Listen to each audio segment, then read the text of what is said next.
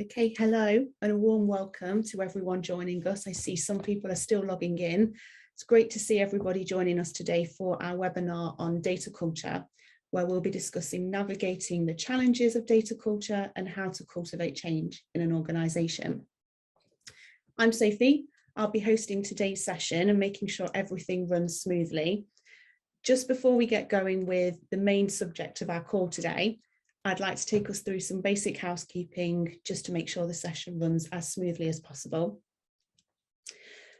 So please do use the chat button to let us know where you're dialing in from, and keep letting us know of any comments, thoughts that you have as we go through the call today. We'd love to hear from you and to hear what you think. You'll also notice that there is the question and answer button as well. Please feel free to use that if you have specific questions to ask us. We will try and answer as many as possible as we go through the call today. We've got a large number of data leaders joining today, so we'll do as many as possible, either on the call or afterwards as a follow-up. Some of you will have attended our webinars before, in which case it's brilliant to have you back. And I'm very aware that there are some new faces on the call with us today. So I just wanted to give you a little bit of context about Cynozure and who we are. So Cynozure is a data and analytics consultancy with people at its core. Our approaches and frameworks have been designed by data leaders for data leaders, with the specific aim of delivering business value and clarity. So we help organisations of all sizes to understand the critical relationship between their business objectives and how data enables that business success. So we do that via our four service pillars. So whether that support looks like advising data leaders on what their strategy ought to be, helping them to design and build the solutions they need to deliver on that strategy, or by helping them to maximise the value that they can add for their organisation by embedding culture, processes and skills that they need. Part of our work is also with individual data leaders on their personal and professional journey in data through our coaching programme, which makes up our fourth pillar. So we've done this type of work for lots and lots of type of organisation. Some of the brands are on the screen now. And one of the things that we've noticed throughout the work that we've delivered for these brands is that data culture is so important.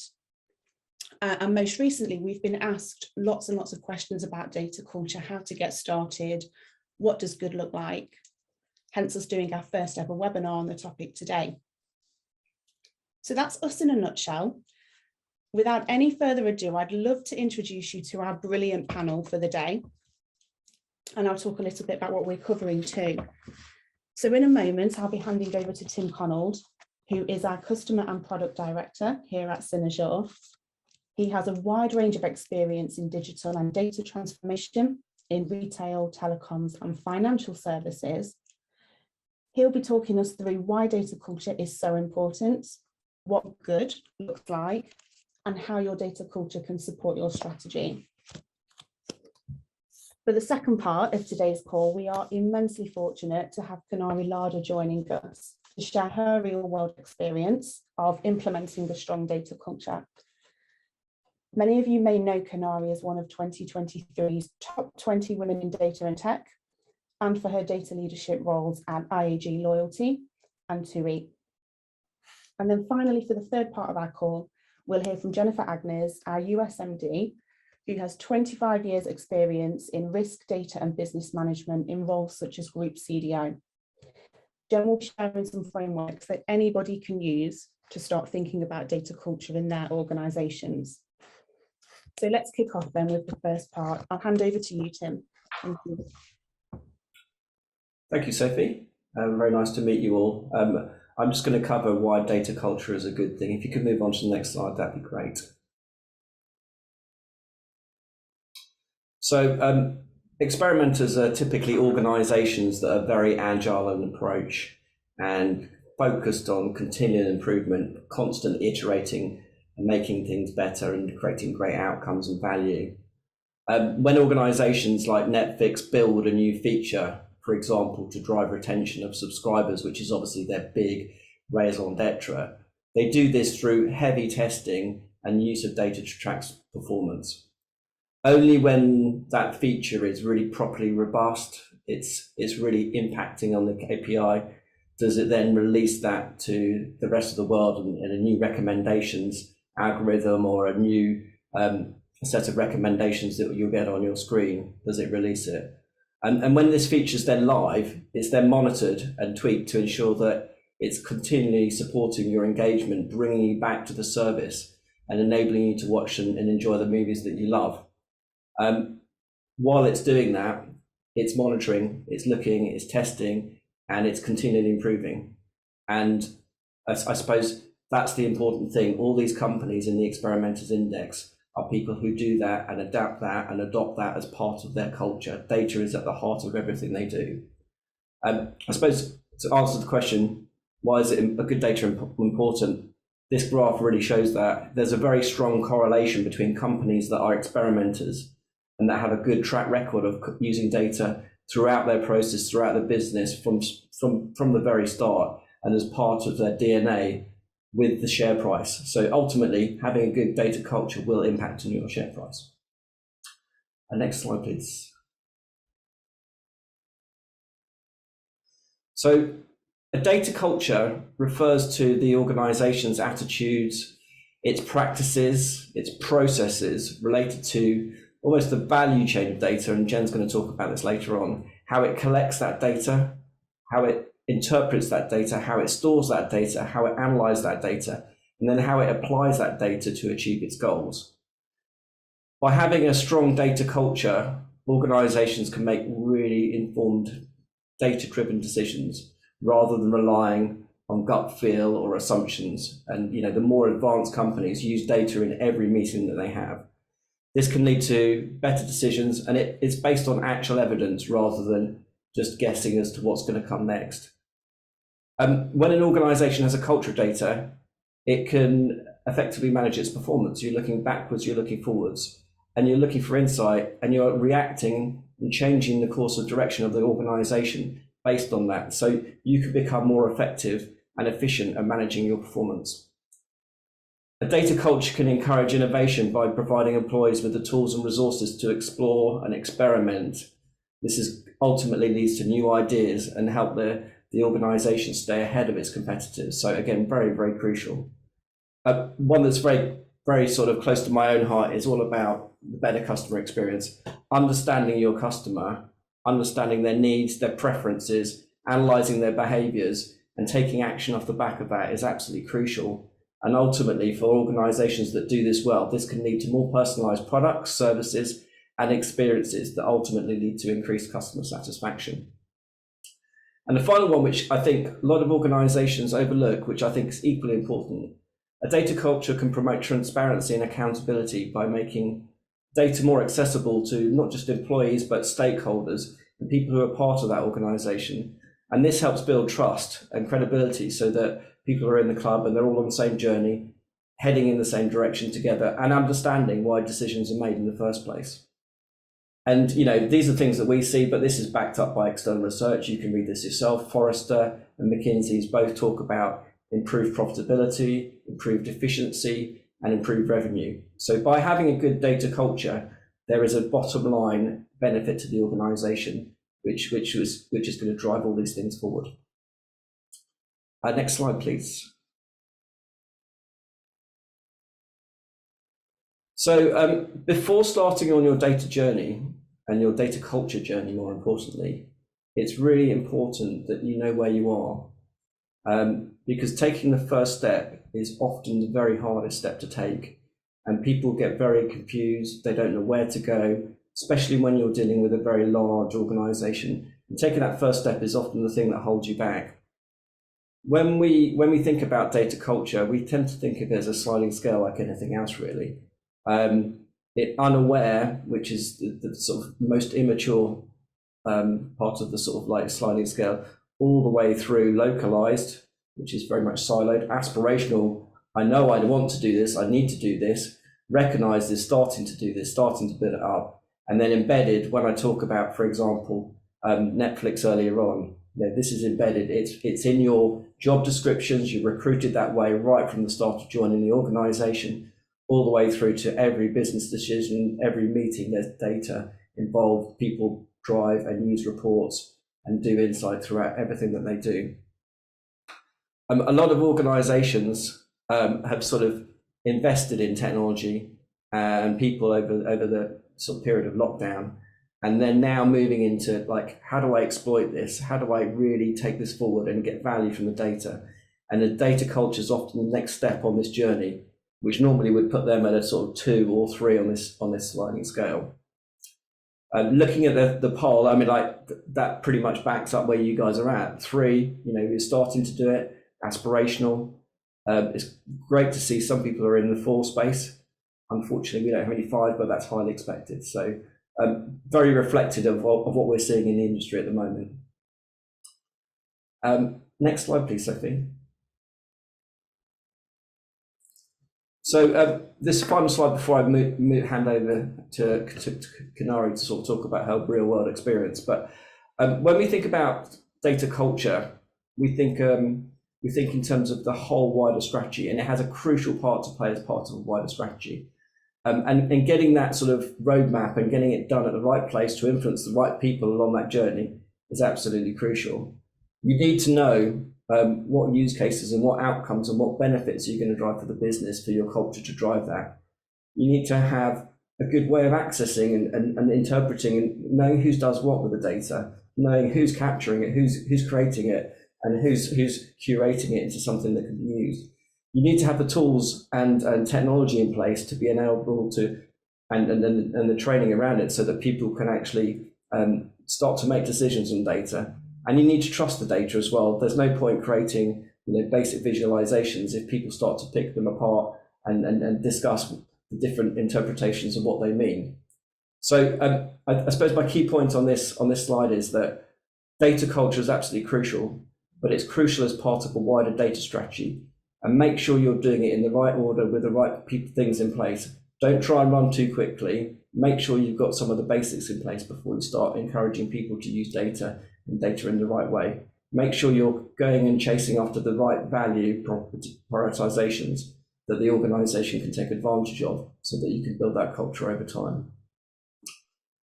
So that's it for me. I'm now going to pass over to Kinnari, who's going to take you through her experience over her career. Great. Thanks, Tim.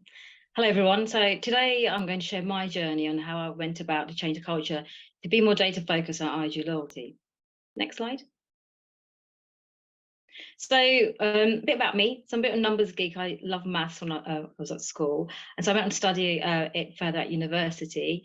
My last role was Chief Data Officer at IG Loyalty. I was there for just over 2.5 years. For those that don't know, IG Loyalty, they're the ones that run the frequent flyer program, BA Exec Club, and the Avios currency. And my role there was to manage the entire data ecosystem, from data management operations to data science, BI, data privacy and strategy as well. I also have another job being a parent. So I've got a family, mum of 2 children, Sarah and Serena, who drive me sane and insane at the same time. But it's really important for me, that's outside of my work, that keeps it sort of the balance of the 2 for me. Next slide, please. So a little bit about my journey. So I've got 20 years experience working across agency, consultancy and client side, as you can see. And it's enabled me to have a broad industry experience across a variety of different industries. And my sort of role has kind of evolved, and that's quite great because I haven't sort of just stuck to one sort of sector. At the end of the day, data analytics is quite common. It's a transferable skill, and you can see that this is the same old sort of challenges and opportunities that are there with data that are able to be transferred across my journey. My role sort of evolved over around 10 years ago when I sort of started as a practitioner, and around dunnhumby days I sort of left dunnhumby and took a lot more senior roles. I think I realized I was very good at talking about data, and I left the coding to the clever people that are coming on board. But mainly my senior roles are focused on around sort of data strategy and helping organizations get the true value of data. Next slide, please. So I talked about, joining as Chief Data Officer at IG Loyalty, and it was a new role for the business. And my role was at a board level, reporting into the CEO. Data really didn't have a seat at the table until I joined. It sat within the marketing function. And as you can imagine, everyone around the table had their own perception of what data meant to them and where the maturity organisation was. The first thing I started to do was talk about the maturity, similar to what sort of Tim showed, but I'd had sort of translated my version to be able to say it means something to each of my stakeholders. So I wanted to share, where we were with the current state of our data maturity with the board, and just get the agreement and buy-in from the peers about where we were. It's a bit of a reality check, to be honest with you, because some people around the table thought we were actually at emerging intelligence, and although we were doing and we were playing around with, ML and the cloud, nothing was really scalable to the level that we expected to be. So the reality was actually we were between 1 and 2, and we got agreement from around the table that actually that was the state, because nobody could really say we were much further ahead on that.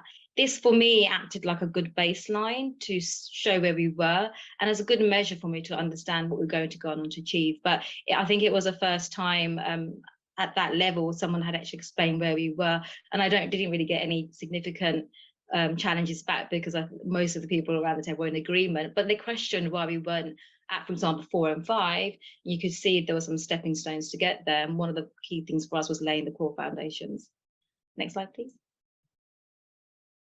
So once I sort of showed the data maturity, the next step for me was to kind of come up with a data vision and a strategy, and really gauge engagement from the senior board to support it. So I took them through the data vision in terms of what we're trying to do, but more importantly, it had a roadmap linked to the vision, and that roadmap linked back to the business strategy of all of our core pillars for that year. So the business had a core strategy where we're trying to focus on revenue, customer, etc., new businesses, and my sort of data strategy highly linked to those deliverables. It was really able to show what we're trying to do there. The roadmap on the right, you can see it went up to 12 to 24 months. So this was quite important to show actually what were the delivery points we're going to deliver in those core pillars. And more important than that, I think it was important for us to bring the data team themselves on the journey. So did the vision with them. We talked about what the vision was about and what it meant to them, and how they would take those visions into their objectives and their goals throughout the year, but also making sure that the outside of our business were able to understand what a data vision and roadmap meant to them as well. Next slide, please. So one of the first pillars of my data strategy was the technology, and I successfully secured investment for the technology roadmap. So that was a kind of good start point to do. That's a separate kind of another session on kind of trying to get financial investment in things that you want to do. We'll talk about another time. But my second task was to really tackle the culture challenge. And so I started with the current organization design. The current org design needed to change, as it wasn't structured right to support and help the business with where they wanted to go and their new strategy. And we had a clear talent gap and retention issue in the team. So we needed to have a different org design that enabled the team to progress and have a different, way of understanding what the career paths were for the individuals in the team, because that wasn't really available to the team or for the visibility of that. The last thing was also that data wasn't seen as a value driver to the business. And by that, I mean, there was no commercial alignment or to strategic pillars. So we were doing lots of work, great work, but we couldn't articulate what it meant to the business and actually what it was driving for the business. The team was also seen as a service provider rather than a partner. So something had to change, because we were able to understand that actually this wasn't the right kind of org design for where we wanted to go. Next slide, please. So I wanted to share with the board how we lack data culture. And so what I went back to do was spoke to individuals across the business units, my peers, and also other team members to start gathering their feedback. One of the key things I did here was I did it with the HR team. I had a member of the HR team represented with me, so they could hear it firsthand from the horse's mouth, but some of the issues we were listening to, some of the challenges. And it's really important for me at the time, because I needed the people officer team to support me and wanted to make the org design changes. So it's quite nice to bring that stakeholder on the journey with me and essentially just really ask a couple of questions of, how was the data team supporting the business unit now? How could we improve that? what were the core challenges and what were the next 12 to 18 months and where we could support them better. And it was basically 3 or 4 questions that we posed to the business units and gathered that feedback. We were, from a data maturity, we were very good at operational BI analysis, but really focused more on the descriptive rather than the prescriptive side. And we were sort of starting to use intelligent data products, but nothing that was scalable. We had little self-service or sort of desire to learn in terms of business units wanting to be able to design their own dashboards. A good example story I've got is that we had over 300 dashboards, and when we looked at the usage stats and we shared that back with the board, we actually saw only 6 of them were being used. So it was a good sort of, for me, evidence to show back to the board that you think the business is using the data to make decisions. Here's a clear example where people aren't. And it was quite fascinating for our CFO to see that. I think some of the members of the board were very data savvy and they were using the dashboards, but actually realized some of the team members weren't. So it's quite a good eye opener to say actually there is a lack of sort of data culture and literacy. But I'd like to say, like, data literacy is important across all levels, from board level all the way down to the individual business units. Even my peers on the board wanted to see something different from data, so I had to bring them on the journey in terms of what data meant for them. So, you know, take an example, the CFO wanted to make sure the data was right for reporting. Our CCO wanted customer segments and models for marketing campaigns. Our chief digital officer wanted to drive personalization into customer-facing products. And our chief strategy officer wanted to make sure we had insights analysis to help develop new strategies. So they all wanted something different from the data. So it's very important to make sure I was articulating what the why the change was needed and how it's going to support them. Next slide, please. So the operating model was needed. So that was my conclusion to the board, to say we need a new operating model based on a few key design principles. It's important to remember that the org design depends on the organization and the maturity and the setup. There's not one size that fits all, and that's sort of good to have a back of your mind. Depending on where you are in the organization, the structure where you are, you might have to decide what is best for you and trial it. So we need a step change in order to make sure that we were able to prioritize the team's work and ensure that it was managed in the right way. My proposal was to pull together a hybrid matrix org design, where sort of data product teams would work into individual business units, but they'd sit as part of their functional areas. For example, if you're in a product team and you're a data scientist, you might work into marketing, but you sat within your data science function. It just meant that we had best practice and sharing of knowledge, and there weren't no silos created in that, but also we could sort of understand broader understanding where business was going and share that back to the data teams. This also would helped us empower the teams to make decisions aligned to business goals. It's very important to make sure the data teams were more focused on the business. And it also meant that we had faster delivery as we had dedicated teams to understand the business units better. Lastly, more importantly, helped sort of us focus on the individual talent and skills and growth for the teams. It meant that we could actually rotate people every 12 months and they could start rotating around different teams and start broadening their knowledge of the data in the business. I managed to secure the headcount for set up the data squad. Obviously, I wasn't able to get a lot in one go. So what we did, we started small, started with sort of the finance and marketing departments first, and they were quite traditional departments that worked in a very waterfall way. And then we had our digital teams that were quite agile team focused, and that's how they worked. So we spun up our data product teams and focus into the key stakeholders of those teams and started to embed those in there and just really trying to show how it worked and have regular contact and trying to impress that in terms of what that meant. And then I think the next thing is really important. We did all of this stuff, but actually there was actually one key thing that I was missing. So next slide, please. So one of the things that was missing that I mentioned was we weren't talking about data as an organization. We weren't talking about the great things that we were doing with data. All the work we were doing wasn't being shared with the business. So I'll give you an example, great marketing campaigns, and if any data or any predictive models were used, none of that was actually talked about in any of the newsletters that I saw. So we basically went about and did 3 things, trying to really evangelize data and really kind of make sure we PR'd our own work. The first thing we did was we decided to get sort of a newsletter out. We wanted something that was easy to digest, wanted people to be able to read something quite quickly, and we sort of created this ourselves and put it onto Teams channels so everyone had access to it. The hardest part of this was trying to get the stories from your teams. So there's an art of data storytelling, and it's something that can be taught, but if you're not ever been asked to talk about your work in 4 or 5, lines of sentences, it's really hard. So everything had to have there's some key principles. Everything had to have some kind of a value or a figure associated to it. We had to show what the business challenge was and then what it actually meant, because this newsletter was being sent around to the entire organization. So it couldn't have anything technical in there. They wanted every single person in the organization to see and know what we were doing with data, how it was impacting our business, how it was impacting our partners, our customers, even the airlines. So we were quite specific about certain stories that we put in there. As you can imagine, there were abundance of stories coming from the teams, but we had to really quickly pick the key ones that actually meant something that drove, what we're trying to deliver with the newsletter. The second thing we did was a knowledge portal. We created this using one of the Microsoft apps on the team. I said to the team, I want to create something like this. So it contained a portal which was all the work the team had done. Now, in the past, people would ask the same person or the same work would be briefed in again, but this is a one-stop shop where people could see, by searching keyword letters, any piece of insight or any work that had been done previously in the past.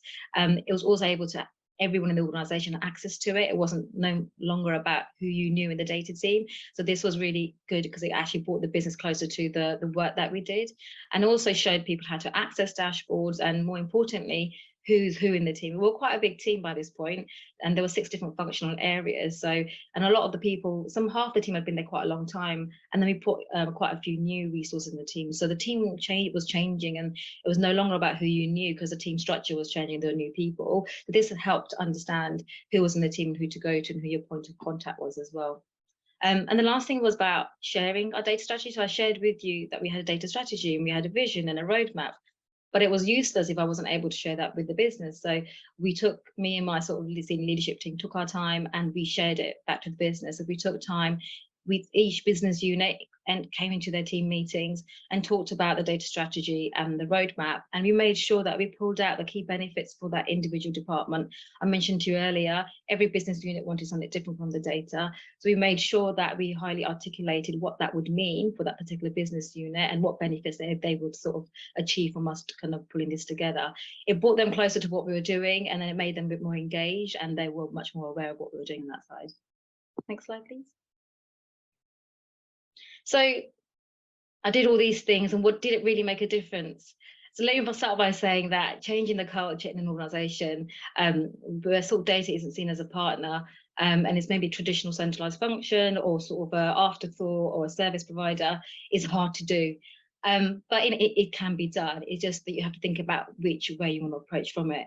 And I think I'll start with reiterating the 4 key areas I focused on. So the first thing we lightly touched on was sort of getting the investment for the technology and the commitment. Now that's still foundation. It's really important to have a strong foundation in place. So that was secured for me, and we were able to do that. The next thing was about sort of the process, and by that I mean the ways of working. The ways of working the right way. What does the org design look like? Does data have a seat at the table? And I don't mean at the board level, but at every single level down, because it doesn't matter if you've got a seat at the top table, but you're not being invited at other conversations. And I think that's where a lot of the ideas are created with that data being present. And actually, there's probably different diverse skills that are needed to be able to create those ideas. And I think the process is really important to create a partnership model. If you don't have a sort of partnership model, I think it's harder to influence, and it's really important to make sure the data teams are seen as equal partners to the business. And I think it helps the business understand some of the challenges that we face within the data teams. And I think it also helps the data teams get much more closer to the business, because we talk about data literacy, but I feel the data teams also need business literacy. So it's quite important to make sure that partnership model works for both. It's not just us trying to drive out of the business, but also bringing the business closer to understand data and actually the types of data, the assets, the opportunities, some of the key challenges that we have, and working with us to be able to kind of really deliver those. And then the people side, I think investing in the teams. specifically talent and skills is really important. One of the things that we did at IG Loyalty is we were looking at setting out our own sort of data academy. And that's something we're trying to secure investment for, so that we could try and really show the career paths that individuals could have. As you know, it's quite hard to acquire talent in the data space, so we want to try and retain these people within our organisation and show them where their careers could go. So we put a lot of time and effort into make sure we're investing in our own talent and skills. And as you know, most people tend to leave organisations because they want to work the next best tech, or they want to bring in new skills, and we wanted to make sure we could try and do that.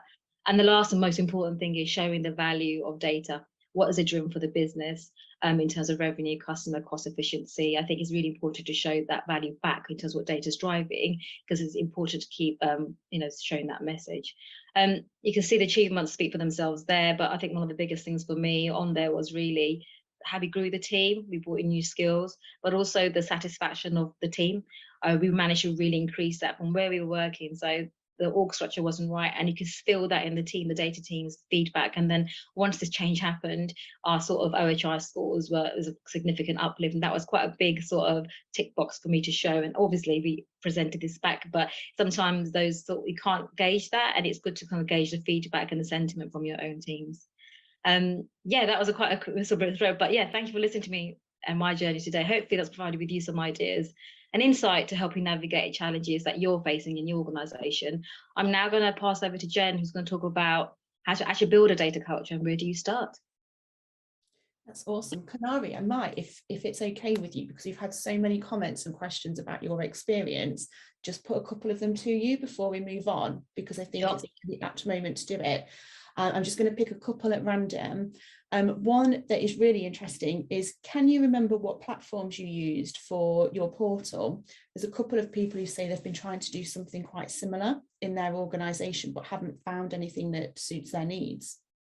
Oh God, you're going to be testing me. It's a Microsoft app. I'll come back. Yeah, let me find out. It's a Microsoft app. It's all done on Microsoft, and actually, two of the data analysts in the team did it. So it just goes to show that actually we didn't pay for anything from anybody else. It was internally done, and two analysts in the team did it. I will find the answer and I will let you know, Sophie. That's awesome. And then one other, who did you see as being, it's a difficult question to ask, who did you see was being the biggest blocker to progress in culture in your organisation? How did you tackle that as a challenge? Yeah, it's interesting. I mean, gathering the evidence will help you understand which teams are already working with you in that way, and which of the teams that aren't working with you in that way. And I think you'll probably very quickly know who you need to sort of focus on. I think the org change, I needed the HR people team to make sure I could do it. So I had to get their support. I had to get the CFO support because it'll cost money to sort of bring new people in. So for me, I'd say there were the two sort of key stakeholders, but then showing what benefit this new structure was going to add into culture change was actually the individual business unit leads, because it was going to benefit them. And it was their feedback where things weren't working or they weren't seeing like their work was being prioritized. I was able to really pull that out and show that and actually bring that to life a little bit. Brilliant. And then one last one before we pass on to the lovely Jen. Can you answer, how did you manage the virtually aligned teams within the matrix structure?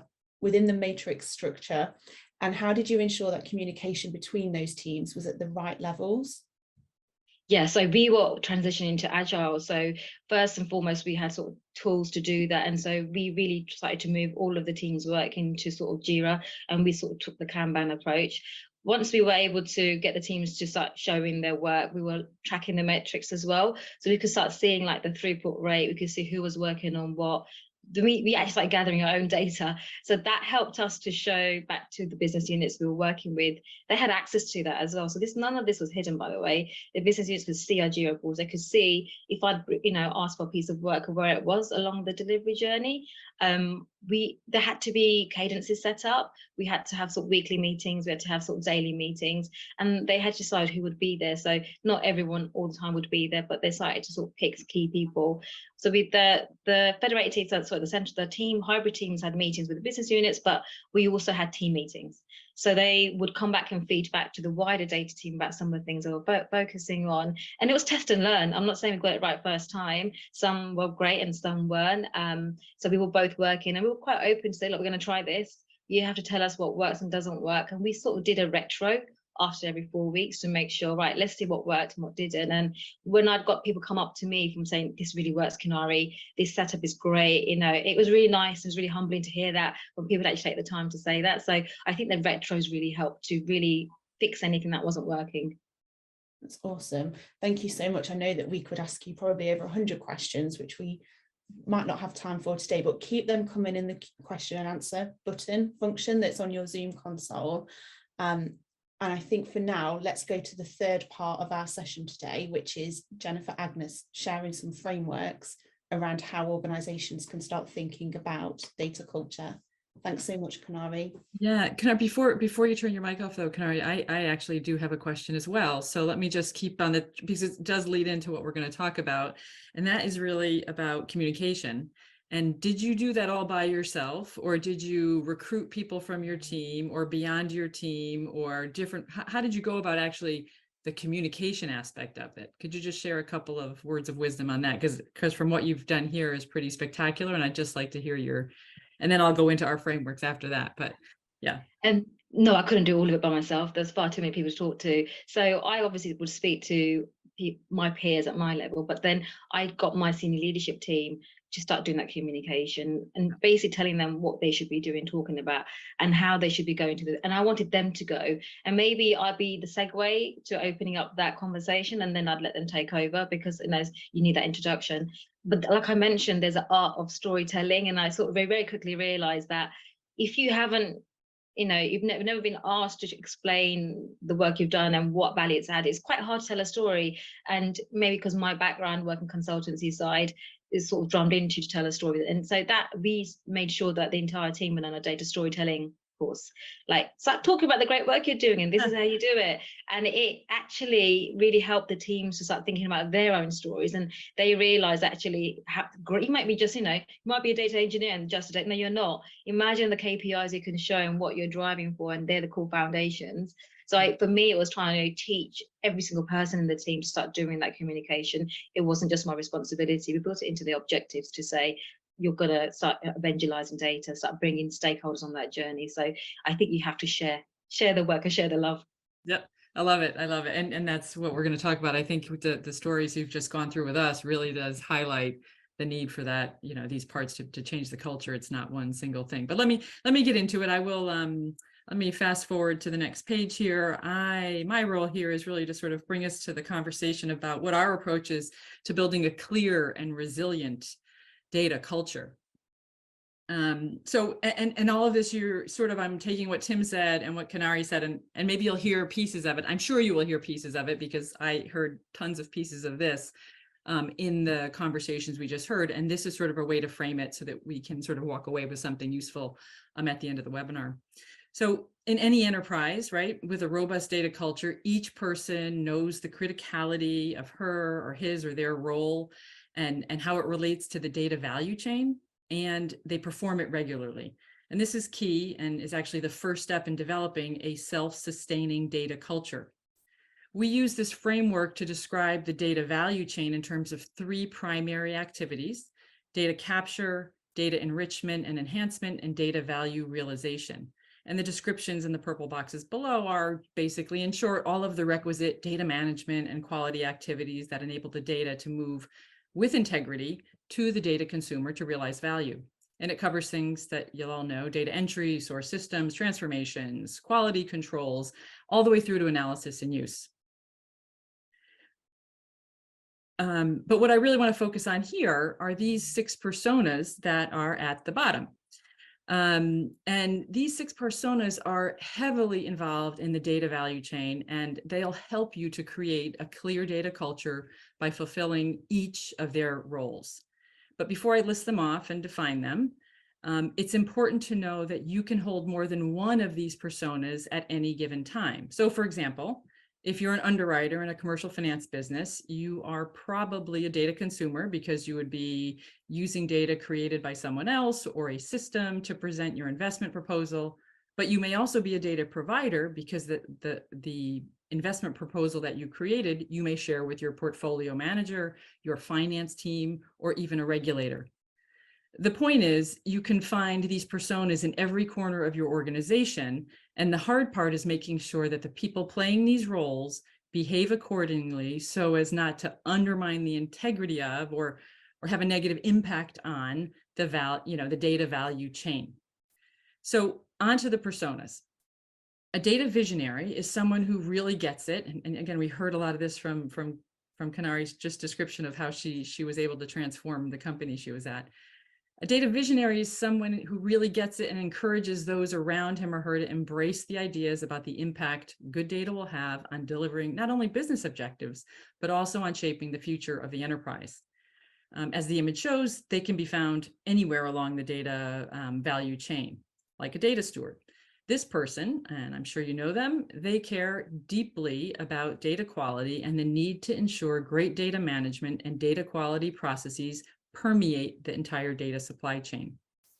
Data providers, they can be any person or system from all levels of the organization, from data entry to the executive level, that create, that modify, or that produce data. These producers may also be applications or systems.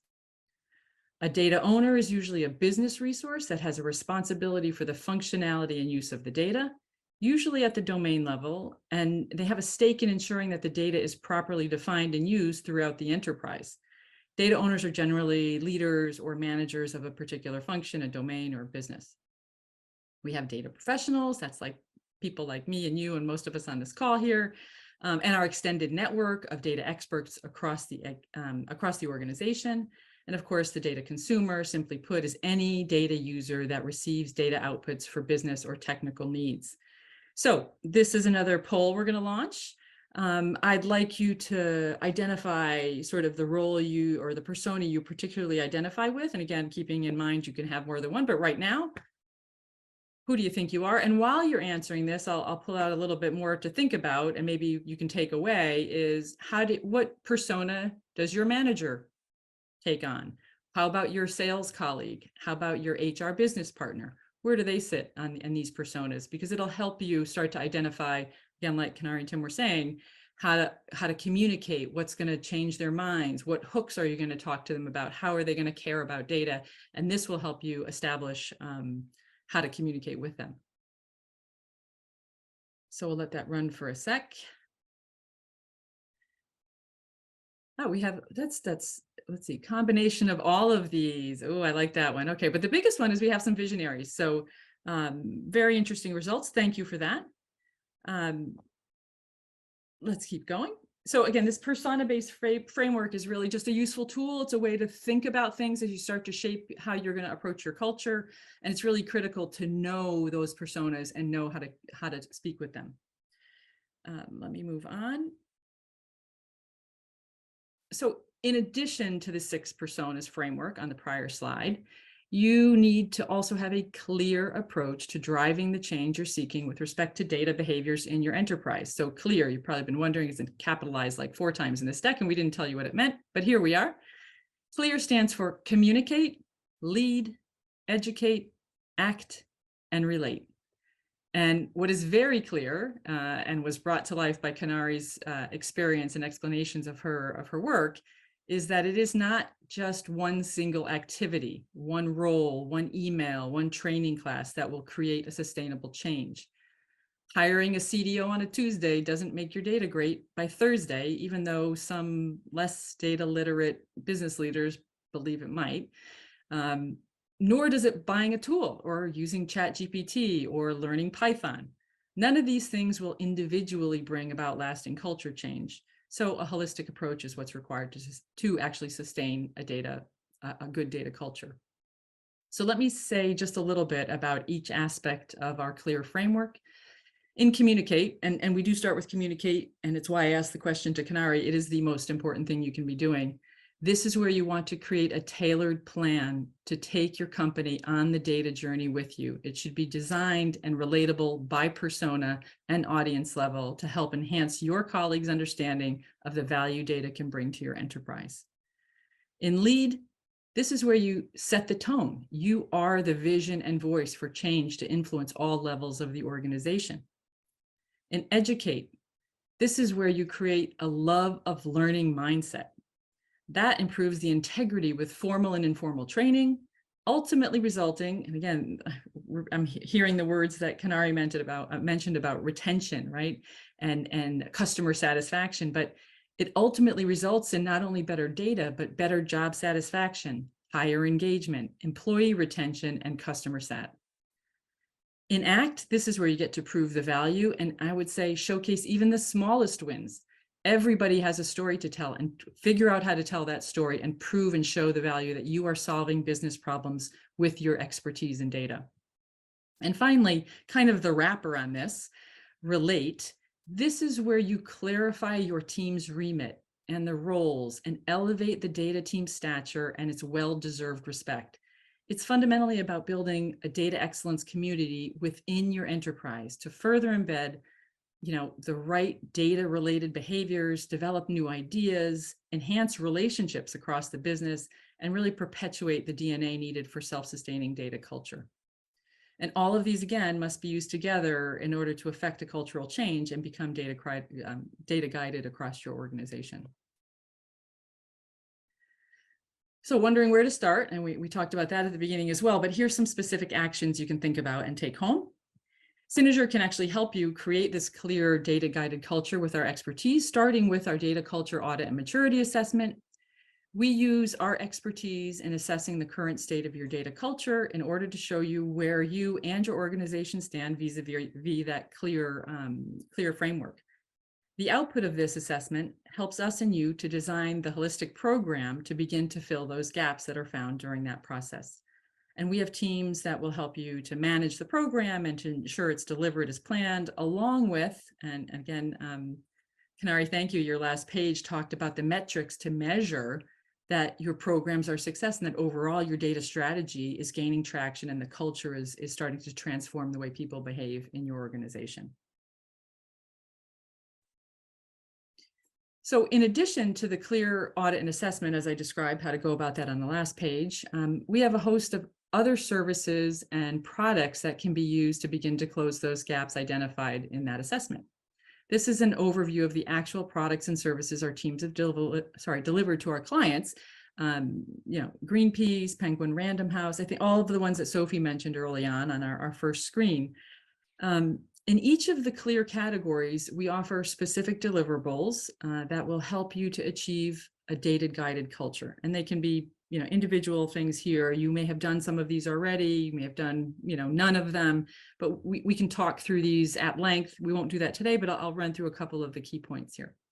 I mentioned earlier how important communication is to driving culture change. We enable this. We actually can help you to create these stories, as Kinnari mentioned, help create the stories and deliver an ongoing communication strategy and a plan to get the right message to the right audience at the right time. It's not a one and done. Communication is never one and done. We help you lead with our vision workshops, our data leader coaching, we have executive coaching, and we offer executive level conversations with our CEO and other C-suite leaders.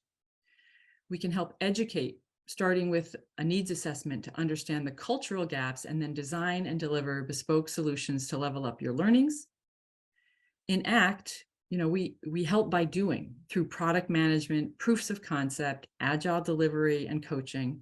And finally, we can help you relate the value of your data team to the rest of the enterprise by clearly defining the remit, the roles and the responsibilities of a modern data team, starting from job descriptions and organizational design to providing engineering, data ops, process design expertise, anything really about how to operate in this space to ensure you can maintain integrity in the data value chain.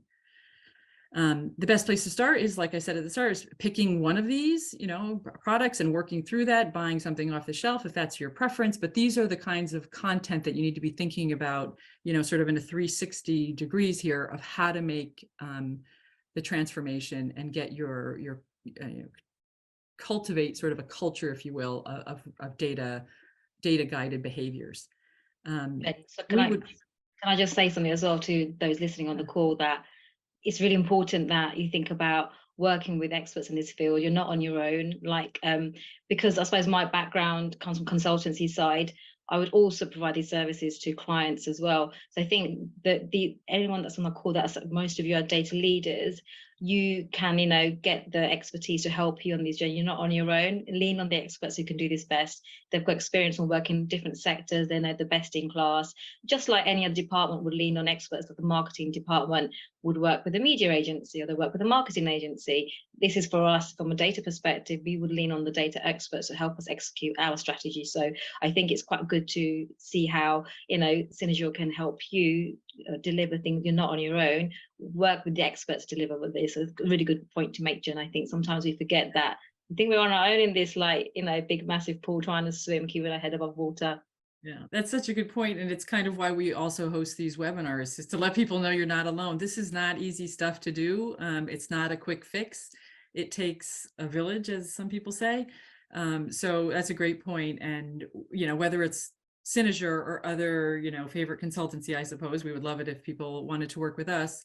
But it really does help to bring in third parties sometimes, because just for that reason, right? You're in there trying to get stuff done. You often need that step back. You often need somebody else to get that message across for you, whether it's your team. And like Kinnari mentioned earlier, getting others in your leadership team or around the business to speak on your behalf and explain, you know, what the value is in their business language is more valuable than Kinnari standing up and talking about it, you know, in the annual offsite or something, right? It's really, you want to see other people talking about your team, about what you deliver, about how it's changed, how it's fixed things they've been working on. So, and that's really the undercurrent that you want to hear. You know, I kind of, I'll just give you one quick anecdote if I have time. I'm just going to look at Sophie to make sure I have one more second.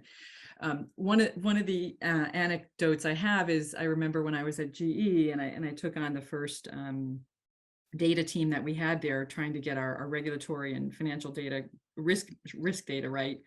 And one of the things I said to the team as an objective for the year is, I want to be behind a door or behind a curtain or somewhere where somebody's talking about it, our data team and our technology team, and they are saying, I want to be part of that team. I really love what they do. I want to be a fly on the wall and hear people say that, and not change the tune when we walk into a room as data people. And I think that's a nice kind of aspiration to say, you know, that means everybody's important. And this relate piece of this clear model is about not just describing the jobs and the org structure, but it's about showing the value that each of the data experts that are on your teams and embedded across the teams, across the organization, they really are experts, and they deserve a seat at the table to share that expertise and not be sort of relegated to, you know, the places where sometimes we're relegated to. Sophie, I'll stop there and see if there's any questions, or if you'd like to take it from here. Actually, Sophie can, you know, if we want to learn more about this, Sophie is actually going to tell us how to do that. Absolutely. Thank you so much, Jen. And I can see that there are lots of questions coming in about that. So thank you for sharing that framework with us. We will have time for questions. If you want to stay around for that part, please do. If you feel like you want to drop off, that's absolutely fine as well. Just a couple points for anybody who's thinking, well, what's next? Where do I take data culture for my organization? Some of the things that we can do to support that, obviously you can speak to our team about the frameworks that we have by contacting us at hey@cynozure.com. We also have very, very limited places left on our interactive masterclass and workshops. If you would like to register for one of those places, or perhaps be put on the wait list for the next round, you can find both our virtual and our in-person masterclasses on www.cynozure.com/events. And of course, we would love to hear what you thought of our session today. It's the first time that we've ever done one on data culture. So I am launching our final poll of the webinar today. Just while people have time to answer that, I am just going to open up for the last 5 minutes a few questions, if that's okay with our panel. Because we've got some brilliant ones in there. I'm just going to pick, in the first instance, in your experience, Jen, Kinnari, Tim, I don't know who wants to take this one. How long does it take to start moving the needle forward and getting traction with cultural change and implementing data culture? you want me to have a go at that, Sophie? Perfect. Thanks, Tim. I think, you know, a lot of organisations think data is very simple, very easy to go into. My experience over sort of pretty large multinational organisations is the whole programme, starting from I want to do something to actually really making a big difference, takes about 3 years. When can you start to see difference? Typically, I would say after about 6 months, and everybody's starting in a different place, but I'm a big advocate of the ACT pillar. Go out, do something for somebody who's going to become your champion, show the value, celebrate that success, and then other people will come to you, and then you'll be able to reinvest that money back into the data culture and the data strategy that you've got, so that you can go faster and you can scale up quicker. So long term, this takes 3 years to really get properly embedded to up to number 5 on the scale. But if you take the right tactics and go down the ACT pillar, 6 months will give you some really great value and some great champions to be standing behind you and supporting you. Brilliant. I'll just echo that there's no reason to wait. Yeah. Like every conversation is an opportunity to start changing the culture. So no matter where you are in the organization, no matter what your role is, think about how you can communicate that, and don't wait. Money, no money, but Tim's right. It does take a while, but there's no reason to wait. That's brilliant. How about, we've got one question which is really interesting. How do you think the reporting line of a data team has effect on the ability to effectively drive data culture? Does it matter who a data team reports into, for example? Shall I take this one? I've had numerous experience of reporting into the chief finance officer, the CEO, or chief marketing officer. I think it's important that the data team are sort of led by somebody who understands data. I think that's really important, because else they become sort of so federated into the function, and then they are sort of doing things in silos and creating their own sort of factory. So I think it's important that they're led by a data. Where that role sits, it depends on the organization. Sometimes it's beneficial to be part of the sort of business unit. If you've got data in the organization, then I think you need a core person who leads data for the entire organization. Else you have siloed interfaces created and teams created, and I've experienced that firsthand. And then someone comes along and says, well, why can't we join all our data together? Well, that's because you haven't appointed a single person to have a data strategy. But likewise, I think I think it depends on the organization where they see data. Sometimes it sits within the IT function, sometimes it sits within the business, and I think data should be an island of its own with lots of bridges. That's what I believe. But some organizations are there, some aren't. I think it depends on, if you've got the opportunity to make that change, go for it. I think definitely do that, but make sure you are closely aligned to the business function. And I'd just add to that as well. I think it's about having credibility and showing credibility quickly. If you have credibility, people will follow you no matter where you are in the organization. And if you have credibility higher up the organization, the more they'll have your back for you to be able to do more and take more risks that are going to drive the organization forward as well. So hopefully that helps. Brilliant. Well, I think that's all we have time for question-wise. So I want to say a massive thank you to our wonderful panel, Jennifer, Kinnari, Tim. Thank you so much. For everyone joining us, thank you for spending an hour of your time with us today. We hope that's been really helpful, and there's been some takeaways for you that you can start thinking about for your organisation. As I said, if you would like to ask us some more questions or talk to us one-on-one, always here. We'd love to hear from you. For now, I'm going to call this one and say thanks so much, and we hope to speak with you soon. Thank you. Thank you. Okay, bye. Bye.